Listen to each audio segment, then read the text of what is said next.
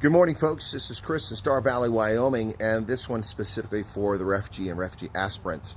If you've been watching my program and my analysis over the past few months, actually since February, I've warned people that the United States government, by law, must have a budget because the budget is actually a law.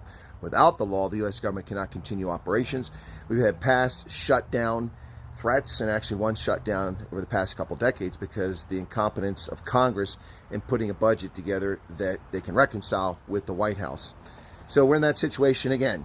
I received some frantic, desperate email messages from a few people who say they were scheduled to fly out over the next few days from South Africa as refugees arriving in America. Unfortunately for them, their flights have been canceled. This puts people in a very difficult spot, particularly if they've disposed of their property, their home, their resources. This is a very bad situation.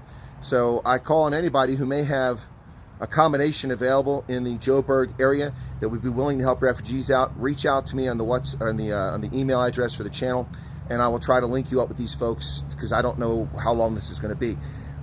So we don't know why the flight's been canceled, but I'll give you the only plausible explanation. The U.S. government doesn't have a budget. By law, we must have a budget.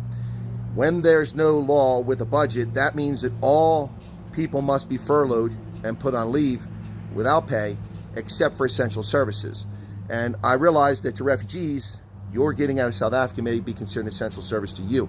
But for the United States government, the Federal Aviation Administration, Customs and Border Control, the military, federal law enforcement, these are essential operations. The rest of it is superfluous, including refugee resettlement. And that may not be the news you want to hear, but that is the reality. So the only plausible explanation I can give for the flights being canceled is because of that. If you're angry at RSC, you shouldn't be. If you're angry at the Amerikaners, you shouldn't be. They have no control or say over this. They're also not allowed to communicate with you. Why? Because they're not the U.S. government. Only the U.S. government can communicate that, and to date, the U.S. government has not announced. Perhaps they're hoping for a last-minute resolution.